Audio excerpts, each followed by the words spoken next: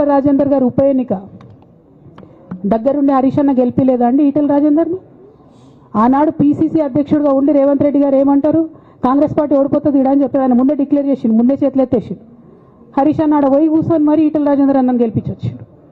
ఈ బంధం రేవంత్ రెడ్డి గారిది హరీష్ రావు గారిది అప్పటి నుంచి కొనసాగుతుంది, కొత్త బంధం ఏం కాదు ఇది.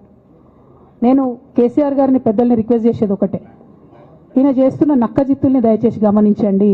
ఇవాళ నేను బయట పోతా కావచ్చు, నాదేముంది ఉద్యమంలోకి వెళ్ళి వచ్చినా మళ్ళీ ఉద్యమంలోకే పోతా, నాకు భయం ఏముంటుంది, నాకు ఎన్నడూ పదవుల మీద ఆశ లేదు.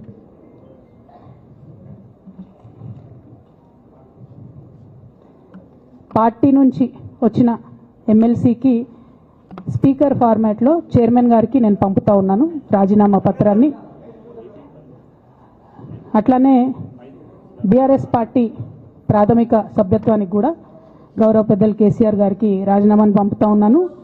దీన్ని మన రావుల చంద్రశేఖర్ రెడ్డి గారికి తెలంగాణ భవన్కి వారికి నేను పంపుతా ఉన్నాను.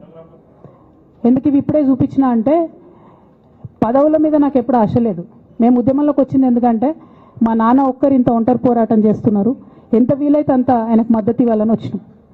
ఆనాడు మేము ఉద్యమంలోకి వచ్చినప్పుడు పార్టీ అధికారంలోకి వచ్చే ఆస్కారమే లేకుండే, తెలంగాణ వస్తుందో రాదే అనే అనుమానాలు అంతటా ఉండే. మేము ఉద్యమంలో కొట్లాటలో లాఠీ దెబ్బలు తినడం కోసం జైల్లోకి పోవడం కోసం ఆనాడు వచ్చినాం ఉద్యమంలోకి. అధికారంలోకి వస్తామనుకొని రాలే.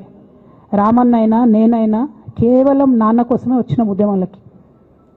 అందుకే మా కుటుంబం మీద కుట్ర.